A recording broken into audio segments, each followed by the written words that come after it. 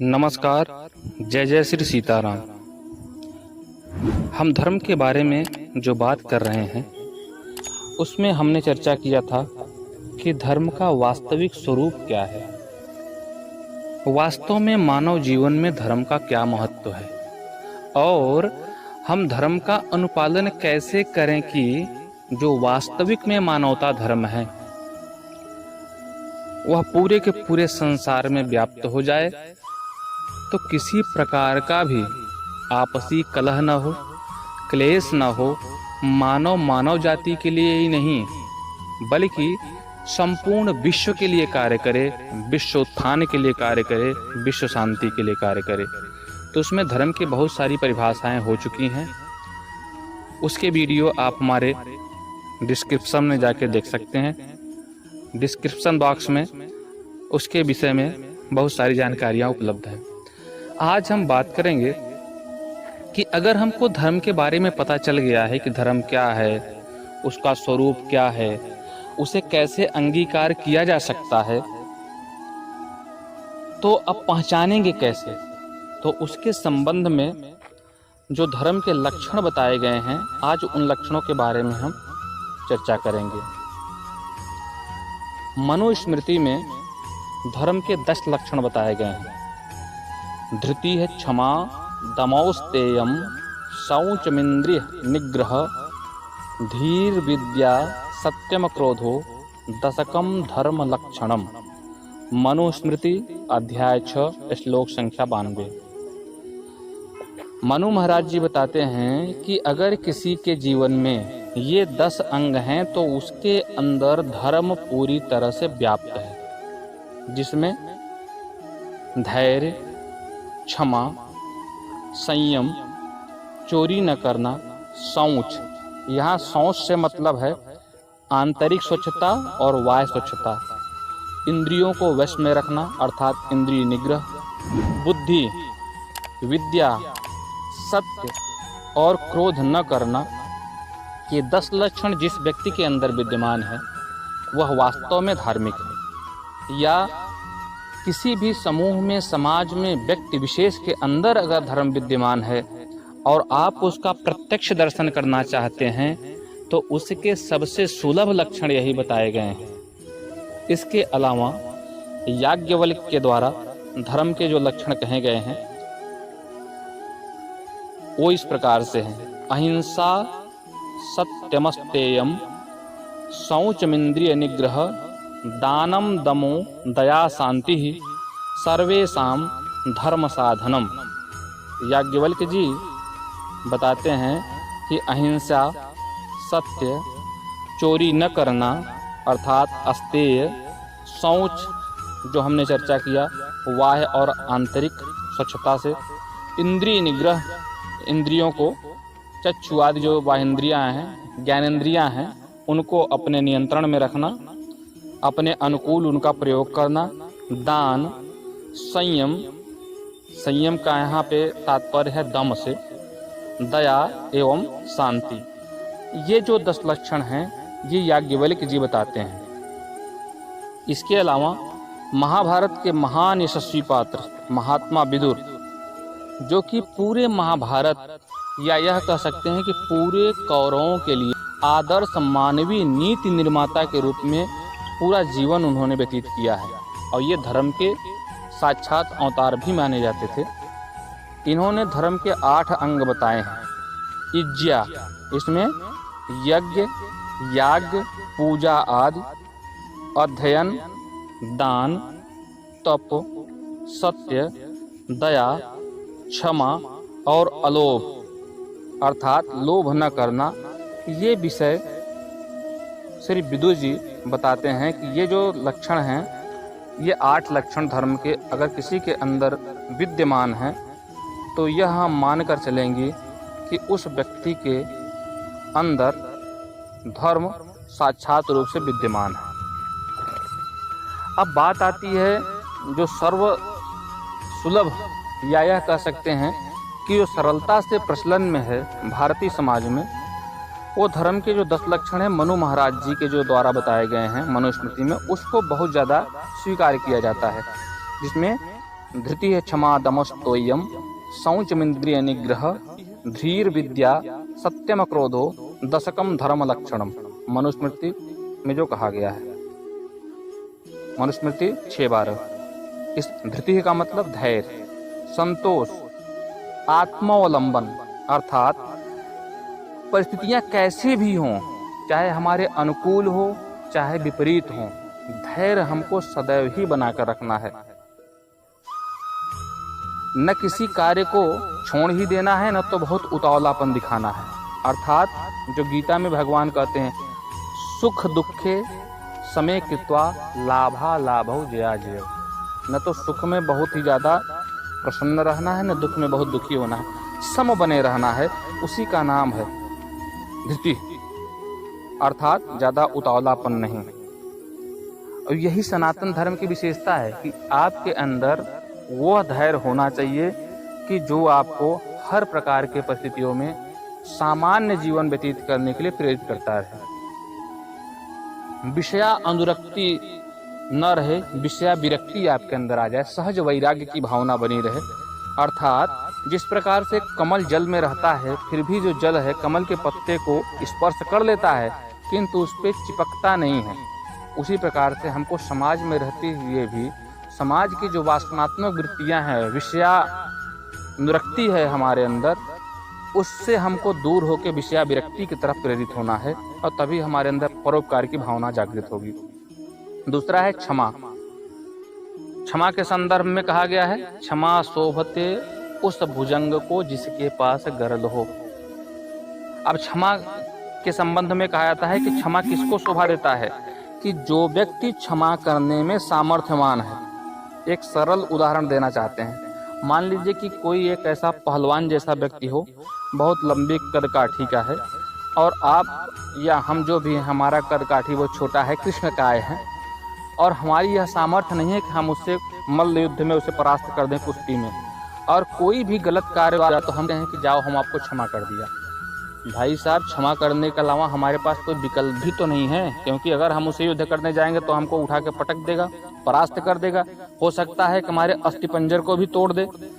तो ऐसा जो क्षमा होता है वह क्षमा की श्रेणी में नहीं आता है। क्षमा तो तब होता है कि अगर मैं दंड देने में समर्थ हूँ और तब किसी के किए गए अपराध को अगर मैं क्षमा कर रहा हूँ तो वह क्षमा की श्रेणी में आता है।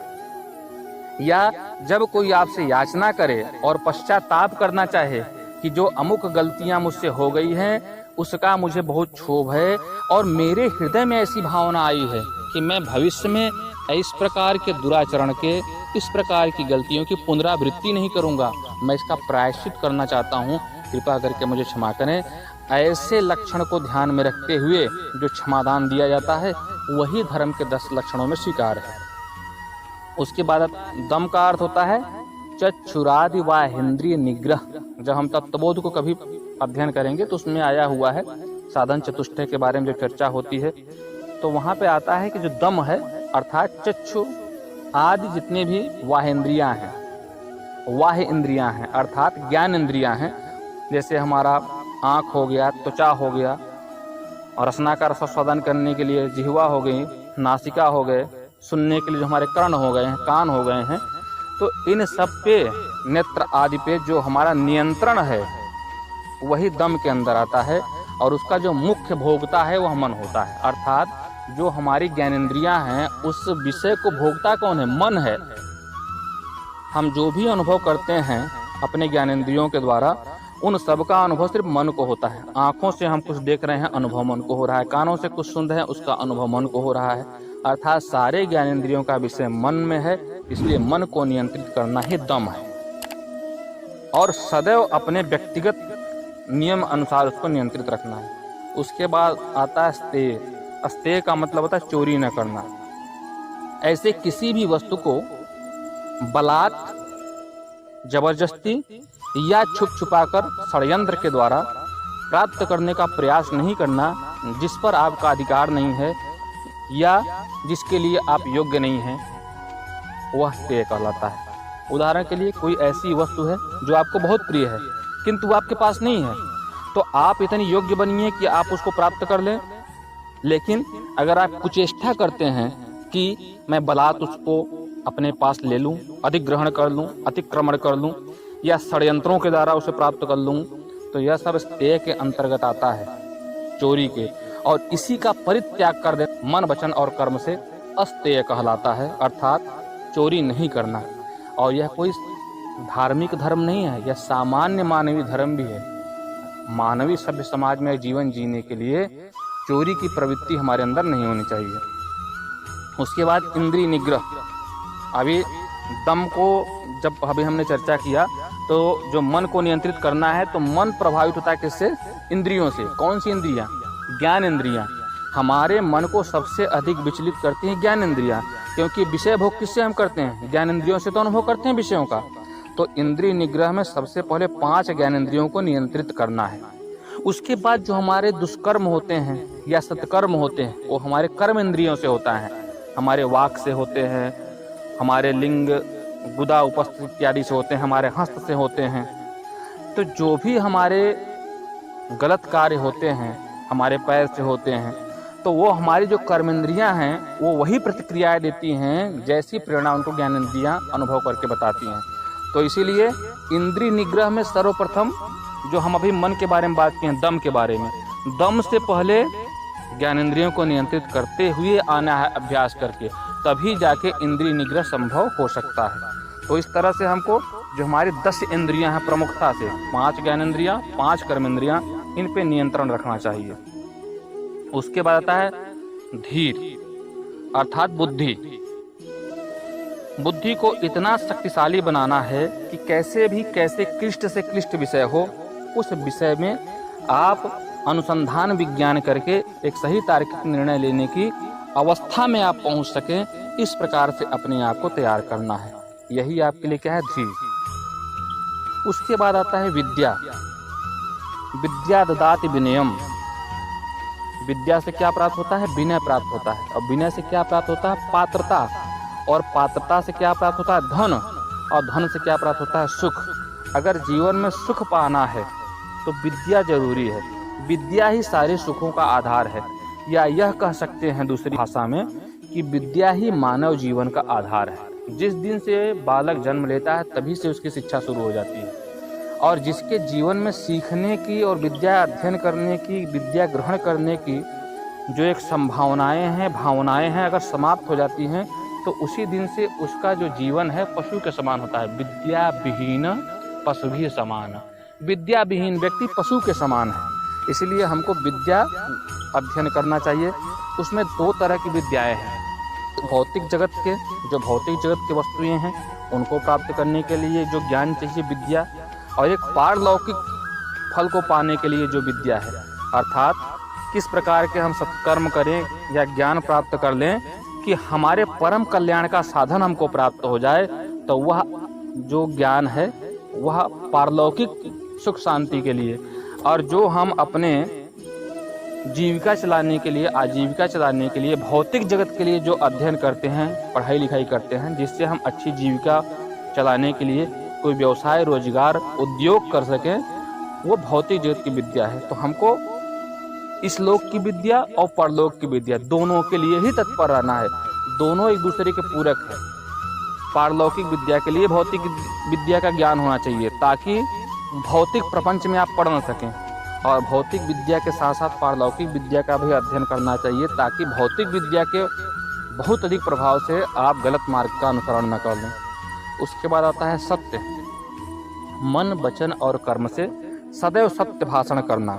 सत्य भाषण करने का संदर्भ यह है कि जो जैसा है उसको वैसे ही प्रकट करना, उसमें कोई मिलावट नहीं करना, वही सत्य है। जैसे मनुष्य को भगवान ने जैसा बनाया है वही उसके जीवन के लिए सत्य है। पशु को भगवान ने जिस आया है, जिस भाव से बनाया है, जिस प्रकार से बनाया है, वही उसके लिए सत्य है। वृक्षों को भगवान ने जैसे बनाया है, जिस भाव से बनाया है, जिस कार्य के लिए बनाया है, अगर वह उसमें है तो वही उसके लिए सत्य है। अर्थात सत्य बोलना ही सिर्फ सत्य नहीं है, सत्य का पालन करना भी सत्य है। और सत्य का पालन होता कैसे है कि जो जिस रूप में है, जिस भाव में है, उसके मूल स्वरूप में, मूल भाव में उसको प्रकट करना। चाहे अपने अंदर की बात, भावनाएं हैं, चाहे जगत को प्रकट करना है, चाहे स्वयं को प्रकट करना है, सबको उसके वास्तविक स्वरूप में ही प्रकट करना। और उसको वास्तविक स्वरूप में ही अनुभव करना ही सत्य है। और इसके बाद आता है क्रोध न करना। देखिए, क्रोध ही समस्त समस्याओं का जड़ है। क्रोध करने से हमारी बुद्धि भ्रष्ट हो जाती है और भ्रष्ट बुद्धि से कोई कार्य हम कर नहीं सकते और हमेशा हमसे दोष युक्त ही कार्य होता है। क्रोध के संबंध में तो मेरा मानना यह है कि क्रोध व्यक्ति का ऐसा हथियार है जो परमाणु बम के समान है। इसको तभी प्रयोग करना चाहिए जब हमारे पास किसी भी समस्या से निपटने के लिए कोई अस्त्र न बचे। जब सारे अस्त्र हमारे विफल हो जाएं, तब हमें इस परमाणु बम रूपी क्रोध को प्रयोग करना चाहिए, क्योंकि एक बार अगर यह क्रोध प्रकट हो गया तो सिवाय विनाश के इसका कोई अस्तित्व और है नहीं। यह सिर्फ और सिर्फ जिसके ऊपर यह सवार होगा, अर्थात जो क्रोध को धारण करेगा वह, और साथ ही साथ जो उसके आसपास परिवेश में रहेगा, उन सबको लेकर समाप्त कर देगा। जैसे अगर कोई व्यक्ति परमाणु बम चलाता है और उसके परिधि में वो बना रहता है जितनी उसकी मारक क्षमता है, तो परमाणु बम चलाने वाला भी नष्ट हो जाएगा। क्रोध ऐसा परमाणु बम है, चलाने वाले को भी नष्ट करेगा, जिस पे प्रयोग किया जाएगा वह भी नष्ट होगा। इसलिए प्रयास करना चाहिए कि बहुत विपरीत परिस्थितियों में ही क्रोध का आवरण अपने ऊपर धारण करें। जैसे राष्ट्र पे कोई आपदा विपत्ति आ गई, शत्रु से लड़ते समय क्रोध होना चाहिए। उसके मान मर्दन के लिए खेल के मैदान में अपने प्रतिद्वंदी का मान मर्दन करने के लिए आपके अंदर आवेश, क्रोध होना चाहिए। विकट परिस्थितियों में कोई बलात्कारी हो गया, कोई आतंकवादी हो गया, कोई समाजद्रोही हो गया, उसके दमन के लिए क्रोध का आवरण आपके ऊपर आवेश आना चाहिए।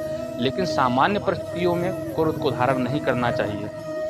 इस प्रकार से सरलतम तरीके से हमने प्रयास किया कि जो धर्म के 10 लक्षण मनु महाराज ने बताए हैं और याज्ञवल्क्य जी के अनुसार जो 10 लक्षण हैं और विदुर महाराज जी के जो 8 धर्म के लक्षण बताए गए हैं, उनकी हमने सरलतम तरीके से व्याख्या करने का प्रयास किया है। आशा है आप सबको यह कर्णप्रिय लगा होगा। फिर भी हमारे उत्साहवर्धन के लिए, मार्गदर्शन के लिए आप लोग कमेंट कर सकते हैं। मैं प्रयास करूँगा कि अगली कड़ी में इससे और बेहतर कुछ आपके समक्ष प्रस्तुत करूँगा। इस पूरे वीडियो को सुनने के लिए आप सभी का हृदय से धन्यवाद। नमस्कार, धन्यवाद। जय जय श्री सीताराम।